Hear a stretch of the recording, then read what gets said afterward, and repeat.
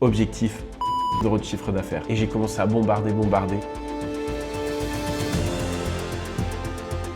Bienvenue dans cette vidéo YouTube et on va voir ensemble qu'est-ce que j'ai mis en place et quel est mon objectif pour 2026. Bienvenue dans ce premier vlog, j'espère que ça va te plaire. Je vais t'expliquer de A à Z comment j'ai fait pour trouver une offre dans une niche, la créer du contenu autour de ça et ensuite la commercialiser. Donc on va commencer tout de suite. Je vais t'expliquer le processus par lequel je suis passé pour faire tout ça. Donc en premier, j'ai dû trouver et créer le produit, l'offre. Pour la trouver, je ne vais pas te dire que c'est très simple. J'ai dû passer par une étape d'introspection où je me suis demandé concrètement qu'est-ce que j'aimais. Ensuite, comment est-ce que ça pouvait être commercialisable dans le sens où il fallait que je trouve ce que j'aimais, quel problème est-ce que ça pouvait résoudre à quelle personne. Une fois que tout était aligné, je me suis dit ok, moi ce que je veux c'est aider un tel en faisant telle chose pour arriver à tel résultat. Et ça a été le processus que j'ai mis en place pour concrètement trouver quelle offre je voulais proposer. Donc dans mon cas, moi je suis pâtissier, j'aime aussi trop faire des vidéos, les réseaux sociaux, tout ce qui englobe ça. Et donc je me suis dit en fait ce que j'aimerais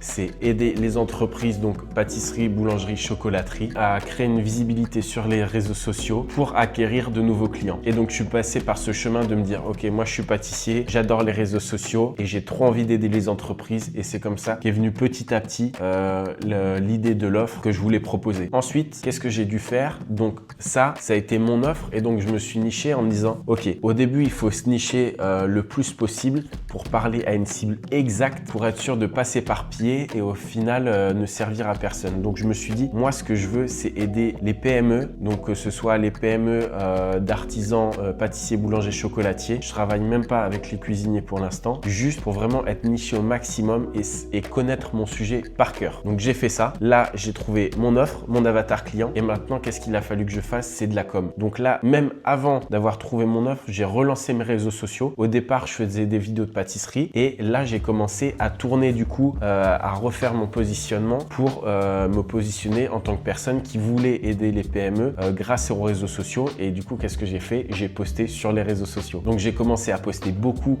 sur Instagram, des vidéos où j'explique tout ça, des vidéos où j'explique comment les aider, ce qu'il faut mettre en place, quelle stratégie, comment filmer, etc., etc. Le sujet est vraiment hyper vaste, donc c'est trop cool. Je manque jamais d'idées et j'ai commencé à bombarder les vidéos parce que maintenant le but c'est qu'une fois que moi j'ai trouvé qui je voulais aider et j'ai trouvé mon offre, il fallait que les gens à qui je veux la proposer, faut qu'ils voient comment je veux les aider et qui je veux aider. Donc j'ai commencé à bombarder les vidéos pour que vraiment essayer entre guillemets de saturer le truc au maximum pour que les gens sachent vers qui se tourner, donc se tourner vers moi s'ils ont tel problème. Donc c'est ce que j'ai fait au maximum. Donc ça me permet de relancer mes réseaux sociaux à fond, de faire en sorte que voilà l'algorithme me remette en avant, de recommencer à avoir des abonnés régulièrement et tout. Une fois que ça a été fait, le but ça a été de se former le plus possible parce que moi, je suis pâtissier, ça fait presque 10 ans que je fais ça, donc en vrai,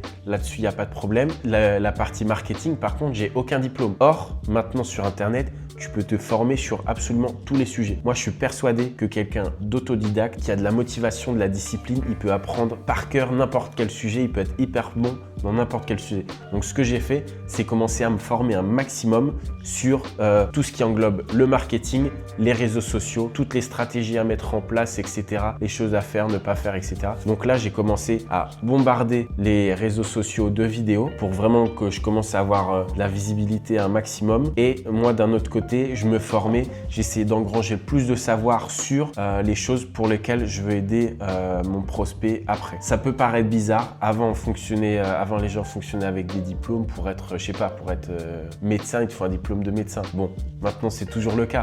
Mais il y a des choses comme ça. Je veux dire, tu peux apprendre énormément de choses juste avec des vidéos YouTube, des articles sur Internet, des vidéos, je sais pas moi, TikTok, Instagram, des blogs Reddit. Franchement, il y a plein de supports et des infos hyper précises de personnes qui, eux, sont pros. Et du coup, il suffit juste d'engranger un maximum de savoir, de regarder un maximum de choses pour essayer de prendre juste les bonnes choses. Donc, c'est ce que j'ai fait. Ensuite, quand on arrive là, je sais quelle offre est-ce que je veux proposer. J'ai relancé mes réseaux sociaux et j'ai beaucoup de savoir sur les domaines que je veux apprendre. Du coup, qu'est-ce qu'il faut?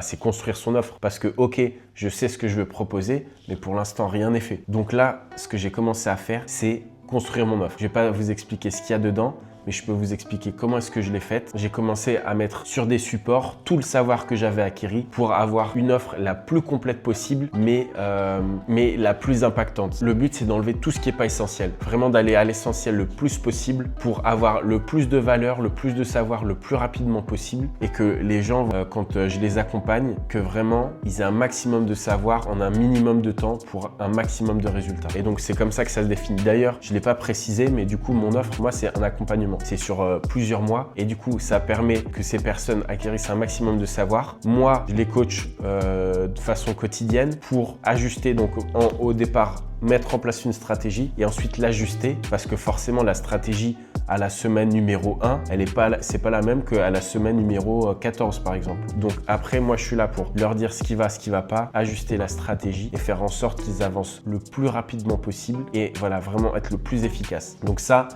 c'est ce que j'ai fait. J'ai vraiment essayé de construire l'offre la plus complète possible et qui apporte le plus de valeur, mais sans desservir la personne. Une fois que tout ça est fait, il va falloir commencer à la vendre. Donc, qu'est-ce que j'ai fait? J'ai commencé à teaser le truc, à créer l'envie. Donc, j'ai mis en place une stratégie de contenu visée pour, en premier, informer du problème, en second, expliquer la résolution et en troisième, proposer mon produit qui résout leur problème. Pourquoi est-ce que j'ai fait ça? Parce que tu as plein de personnes qui ont un problème, soit qui ont connaissance du problème, soit qui en ont pas connaissance. Elles ont un problème, mais elles savent pas le définir. Donc moi, je suis là pour leur dire, ok, toi, tu n'arrives pas à faire ça parce que ton problème, c'est ça. Donc ça, c'est la première étape, c'est informer du problème. Ensuite, la seconde étape, c'est expliquer la résolution. Donc une fois qu'elles ont conscience de leur problème, il faut leur dire, ok, toi, tu as ce problème-là et pour résoudre ce problème-là, il faut suivre ce trajet. Il faut faire ces étapes et donc, je leur explique comment résolver leur problème. Ça, c'est la seconde étape du plan de teasing. Ensuite, la troisième étape, ça va être proposer ton produit. Parce que moi, je me suis positionné sur cette offre qui résout ce problème. Et donc, ces personnes qui ont ce problème A, qui veulent le résolver avec cette solution B, et ben moi, je suis l'offre C qui correspond exactement au problème qu'elles ont. Et donc ça, c'est exactement mon plan de teasing. Ça permet d'informer le prospect, expliquer la résolution et ensuite proposer ton offre. Et comme ça, c'est comme ça que tu fais de l'acquisition client, tout simplement. Donc ça va être toute ma solution de teasing. Et la seconde étape, une fois que tu as fait tout ça, c'est commercialiser l'offre. Sauf que stop, on s'arrête là. Je ne l'ai pas encore commercialisé. On est actuellement le 3 janvier. Elle sort le 12. Donc pour l'instant, c'est pas commercialisé. Cette solution informer, expliquer et ensuite proposer, je le fais en teasing, mais je le ferai même par la suite. C'est important de mettre ces étapes en place pour vraiment avoir une acquisition client tout au long du processus, pour créer une entreprise pérenne, pour avoir des prospects qui soient informés et qui soient intéressés par ce que vous proposez. Et donc maintenant, on est en train de parler de commercialisation. Je ne l'ai donc pas encore commercialisé. Ça arrive dans très peu de temps et c'est pour ça que je commence à faire ce vlog maintenant, parce que je voudrais partir vraiment de zéro et voir jusqu'où ça mène. Et donc maintenant, dans cette seconde partie de la vidéo, on va voir ensemble mes objectifs par rapport à ça. Mon objectif numéro 1, ça va être abonne-toi. Bah oui, je vais pas te parler de mes objectifs si tu t'abonnes pas. Moi, il faut quand même que tu m'aides, c'est gagnant-gagnant. Donc, mon objectif numéro 1, ça va être le meilleur dans ma niche. Et là, tu me dis, bah c'est facile de dire ça. Tout le monde a envie d'être le meilleur dans ce qu'il fait. Alors oui, mais moi, je vais t'expliquer comment je vais faire. Déjà, premièrement, ça peut faire prétentieux, mais j'ai des qualités que beaucoup d'autres n'ont pas, qui se positionnent dans la même niche que moi.